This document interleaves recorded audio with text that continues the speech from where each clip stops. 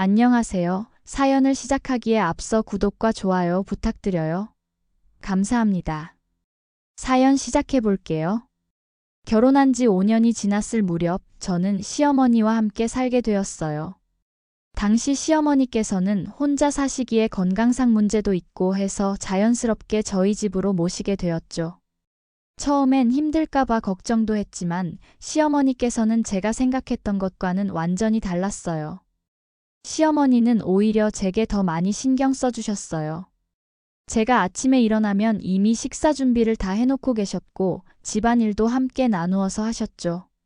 처음 몇 주 동안은 제가 거의 모든 것을 하려고 했는데 시어머니께서 말씀하시길 며느리가 나 때문에 고생하는 것 같아서 미안하다고 하시더라고요. 그때부터 저희는 정말 친구처럼 지내게 되었어요. 시어머니와 함께 장을 보러 가거나 함께 드라마를 보며 시간을 보내는 것이 일상이 되었어요. 시어머니께서는 제 이야기를 정말 관심 있게 들어주셨고, 저 역시 시어머니의 젊은 시절 이야기를 듣는 것을 좋아했어요. 시어머니는 저를 친딸처럼 아껴주셨어요. 남편이 저에게 조금이라도 차갑게 대하면 아들을 혼내기도 하셨어요. 아내를 소중히 해야 한다. 네가 아내한테 잘해야 집안이 화목하다고 항상 말씀하셨죠. 저 역시 시어머니를 친어머니처럼 따랐어요. 시어머니께서 좋아하시는 음식을 해드리고 함께 시장에 가서 이것저것 사드리는 것이 즐거웠어요. 시어머니께서 젊은 시절 이야기를 해주실 때면 저는 정말 집중해서 들었어요. 시어머니는 시아버지가 살아계실 때 많은 고생을 하셨다고 하셨어요. 시아버지께서 바람을 피우셨고 그 때문에 평생 상처받으며 사셨다고 하더라고요. 그때는 이혼이라는 것이 쉽지 않았단다. 아들 하나만 보고 참고 살았지. 하지만 지금 생각해보면 그때 용기를 냈어야 했나 싶기도 해. 시어머니의 이런 말씀을 들을 때마다 마음이 아팠어요. 그런 힘든 시간을 보내셨으면서도 저에게는 항상 따뜻하게 대해주셨거든요. 그런데 결혼 7년 차가 되던 해, 저에게는 청천벽력 같은 일이 일어났어요. 남편의 바람을 알게 된 거였어요. 처음에는 믿고 싶지 않았어요. 남편은 평소에 저와 시어머니에게 다정했고 가족을 위해 열심히 일한다고 생각했거든요. 하지만 우연히 남편의 휴대폰을 보게 되었고 그 안에서 다른 여자와 주고받은 메시지들을 발견했어요. 그날 밤 저는 잠을 이룰 수가 없었어요. 머릿속이 하얘지면서 앞으로 어떻게 해야 할지 막막했어요. 시어머니와 함께 살고 있는 상황에서 이 사실을 어떻게 말씀드려야 할지도 모르겠더라고요. 시어머니께서 받으실 충격을 생각하니 차마 말씀드릴 수가 없었어요. 며칠 동안 혼자 고민하면서 아무것도 모르는 척 지냈어요. 시어머니께서는 평소처럼 저를 챙겨주셨고 남편에 대한 자랑도 하셨어요. 그런 모습을 보면서 제 마음은 더욱 무거워졌어요. 그런데 어느 날 제가 장을 보러 나간 사이에 일이 터졌어요. 시어머니께서 나중에 말씀해 주신 바로는 남편이 자신의 방에서 그 여자와 통화를 했다고 하더라고요. 거실에 계시던 시어머니께서 우연히 그 통화 내용을 들으신 거였어요. 보고 싶어, 언제 만날 수 있어, 집에서 나가고 싶어 같은 말들을 하는 아들의 목소리를 들으신 시어머니께서는 그 자리에서 충격을 받으셨다고 했어요. 제가 장 보고 돌아왔을 때 시어머니께서는 이미 남편과 대치 중이셨어요. 시어머니께서는 남편에게 빨리 정리해라, 며느리가 알기 전에 그 여자와 헤어져라고 하고 계셨어요. 하지만 남편의 대답은 더욱 충격적이었어요. 엄마, 이미 다 알고 있어요. 엄마가 그렇게 좋아하는 며느리도 알고 있다고요. 그 순간 시어머니께서 저를 바라보시는 눈빛을 잊을 수가 없어요. 배신감과 충격, 그리고 제가 혼자 이 고통을 감당하고 있었다는 것에 대한 미안함이 모두 섞여 있었어요. 시어머니께서는 그날 밤 남편을 호되게 혼을 내셨어요. 평소에 온순하시던 시어머니께서 아들의 뺨을 때리시는 모습을 보고 저는 정말 충격을 받았어요. 네가 어떻게 그럴 수 있냐?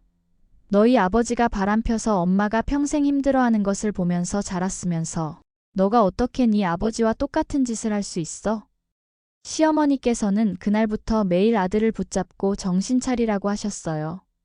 그 여자와 헤어져라. 가정을 지켜야 한다. 며느리가 얼마나 좋은 앤데. 어떻게 그럴 수 있냐고 하루도 빠짐없이 말씀하셨어요.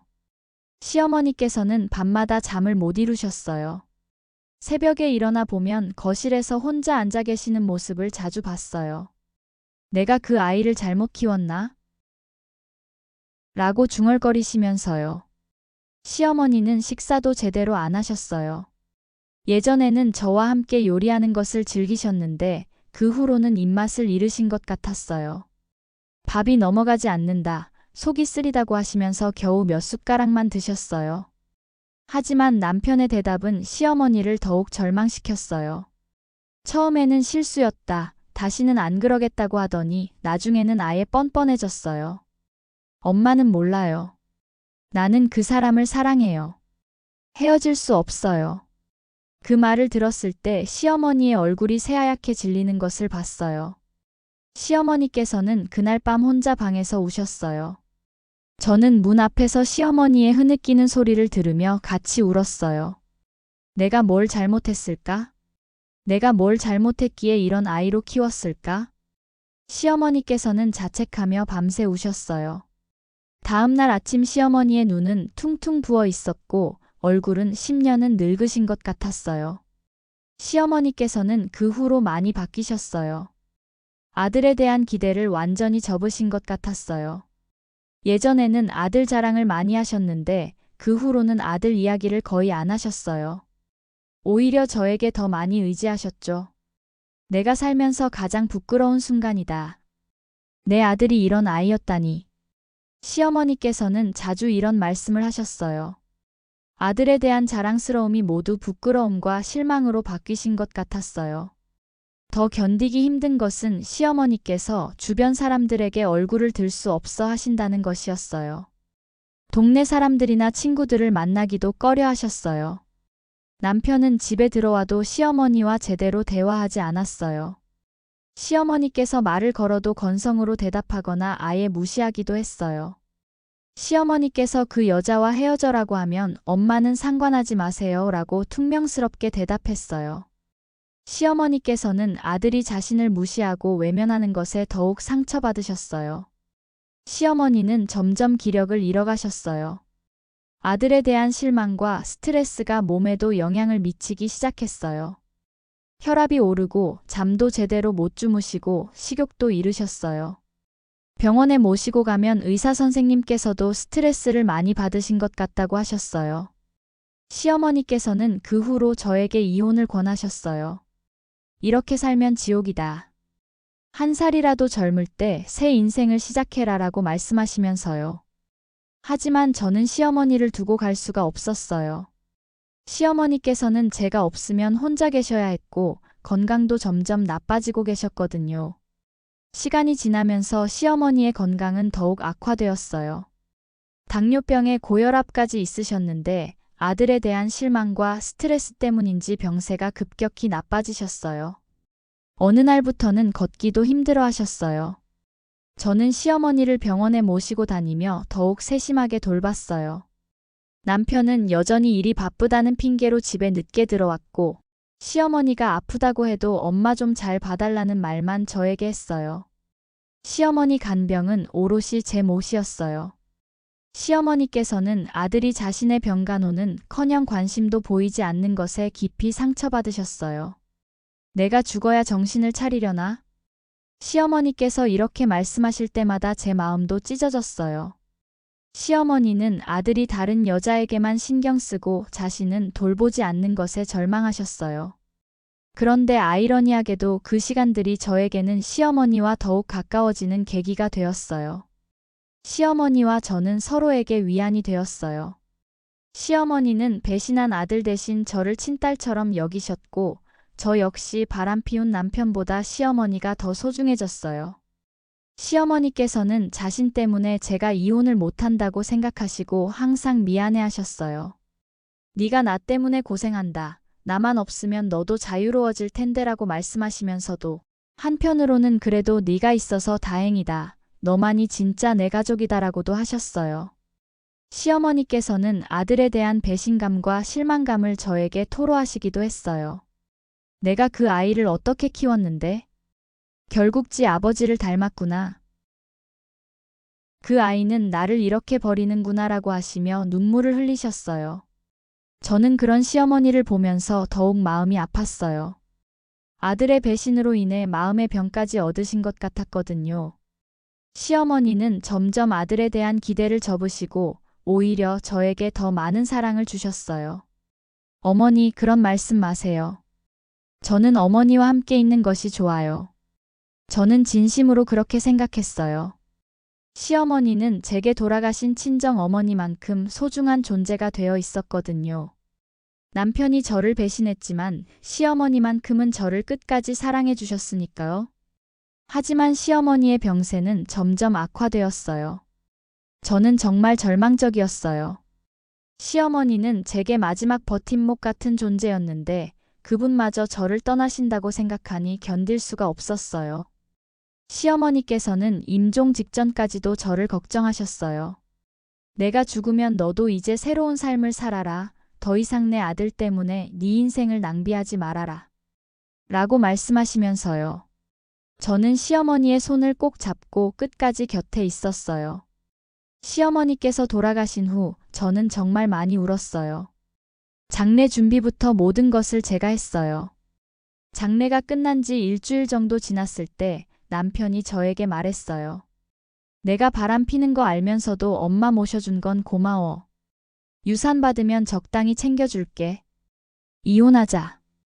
그 말을 들었을 때 저는 오히려 후련했어요. 드디어 이 지옥 같은 결혼 생활에서 벗어날 수 있다는 생각이 들었거든요. 저는 남편에게 알겠다고 답했어요. 이혼 과정은 생각보다 순조롭게 진행되었어요.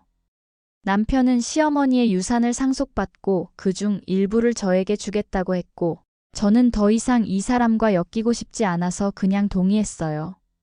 위자료도 적당히 받기로 했고 재산 분할로도 크게 다투지 않았어요. 이혼이 성립된 지 며칠 후 시어머니의 담당 변호사에게서 연락이 왔어요. 시어머니께서 생전에 유언장을 작성하셨다는 것이었어요. 처음에는 단순히 절차상 필요한 일이라고 생각했는데 변호사의 다음 말을 듣고 저는 깜짝 놀랐어요. 어머님께서 상속자를 며느리분으로 변경하셨습니다. 저는 귀를 의심했어요. 변호사는 계속해서 설명했어요. 시어머니께서는 아들의 바람을 알고 나서 유언장을 다시 작성하셨다고 했어요. 원래는 아들에게 모든 재산을 상속하도록 되어 있었지만 며느리인 저에게 상속하도록 바꾸셨다는 것이었어요. 어머님께서 하신 말씀이 아들은 가족을 배신했지만 며느리는 끝까지 자신을 돌봐주었다고, 그러니 며느리가 상속받는 것이 맞다고 하셨습니다. 변호사의 설명을 들으면서 저는 눈물이 났어요. 시어머니께서 저를 얼마나 생각해 주셨는지 새삼 깨달았거든요. 시어머니의 재산은 생각보다 많았어요. 평생 모으신 예금과 부동산, 그리고 몇 년 전에 가입하신 생명보험까지 모두 합치면 상당한 금액이었어요.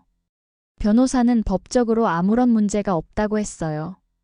유언장은 정식으로 작성되었고 시어머니께서 정신이 온전하실 때 작성하신 것이 분명하다고 했어요. 또한 이미 공증까지 받으신 상태였어요. 그런데 며칠 후 전 남편에게서 연락이 왔어요. 처음에는 믿지 못하겠다는 투였어요. 설마 진짜 그거 다 네가 꿀꺽하는 거 아니지? 저는 차분하게 대답했어요. 어머니의 뜻이니까 받아들이라고요. 하지만 전 남편은 계속해서 연락을 해왔어요. 어떻게 엄마가 자기에게 그럴 수 있느냐, 자기는 친아들인데. 어떻게 피 한 방울 안 섞인 며느리에게 모든 것을 주느냐고 화를 냈어요. 심지어는 유언장이 위조된 것 아니냐는 말까지 했어요. 저는 더 이상 그런 말을 듣고 싶지 않아서 연락을 끊었어요. 변호사를 통해서만 필요한 연락을 하기로 했죠. 전 남편은 유언장의 효력을 다투기 위해 소송을 제기했어요. 하지만 법원에서는 유언장이 정당하다고 판결했어요. 시어머니께서 작성하신 유언장에는 명확한 이유까지 적혀 있었거든요. 아들이 가족을 배신하고 바람을 피웠지만 며느리는 끝까지 나를 돌봐주었다. 따라서 모든 재산을 며느리에게 상속한다고 적혀 있었어요. 법원 판결이 나온 후 전 남편은 더욱 화를 냈어요. 지인들을 통해서 저에게 항의하기도 했고, 심지어는 제 직장까지 찾아와서 소란을 피우기도 했어요. 하지만 저는 더 이상 그 사람과 관련된 일에 휘말리고 싶지 않았어요. 시어머니께서 남겨주신 재산을 정리하면서 저는 많은 것을 생각했어요. 시어머니께서는 정말 마지막까지 저를 생각해 주셨구나 하는 감사함과 동시에 그분이 얼마나 아들에게 실망하셨을지에 대한 안타까움이 교차했어요. 시어머니께서 남기신 편지도 있었어요. 유언장과 함께 보관되어 있던 편지에는 이런 내용이 적혀 있었어요. 사랑하는 효선이에게. 내가 너에게 줄 것이 이런 것밖에 없구나. 이 재산으로 새로운 인생을 시작하길 바란다. 너는 충분히 행복할 자격이 있어. 내 가족이 되어줘서 고맙다. 덕분에 내가 외롭지 않게 떠날 수 있을 것 같구나. 내 곁을 지켜줘서 고맙다. 그 편지를 읽으면서 저는 또다시 눈물을 흘렸어요. 시어머니께서 저를 얼마나 사랑해 주셨는지, 그리고 얼마나 제 앞날을 걱정해 주셨는지 알 수 있었거든요. 이제 저는 시어머니께서 남겨주신 재산으로 새로운 삶을 시작하려고 해요. 작은 카페를 열 계획도 있고 그동안 하고 싶었던 공부도 다시 시작하려고 해요. 시어머니께서 말씀하신 대로 새로운 인생을 살아가려고 해요. 가끔 전 남편이 지인을 통해 연락을 취하려고 하지만 저는 단호하게 거절하고 있어요. 이미 끝난 일이고 저는 더 이상 그 사람과 엮이고 싶지 않거든요. 시어머니께서 돌아가신 지 이제 6개월이 지났어요. 시어머니가 그리워서 가끔 혼자 눈물을 흘리기도 하지만 그분이 저에게 남겨주신 사랑과 재산을 헛되이 하지 않으려고 노력하고 있어요. 전 남편은 아직도 받아들이지 못하고 있는 것 같아요. 하지만 그것은 그 사람의 몫이고 저는 더 이상 신경 쓰지 않으려고 해요. 시어머니께서 마지막에 내려주신 선택이 옳았다고 생각하거든요. 바람을 피우고 가족을 배신한 사람에게 어떤 자격이 있을까요? 시어머니께서도 그렇게 생각하셨기 때문에 저에게 모든 것을 남겨주신 거라고 생각해요. 이제 저는 시어머니의 뜻을 받들어 새로운 인생을 살아가려고 해요. 그분이 저에게 주신 마지막 선물을 소중히 여기면서 앞으로는 정말 행복한 삶을 살고 싶어요. 시어머니께서 하늘에서 지켜보고 계실 테니까요.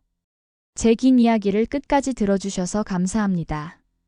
구독과 좋아요, 알림 설정까지 잊지 마세요.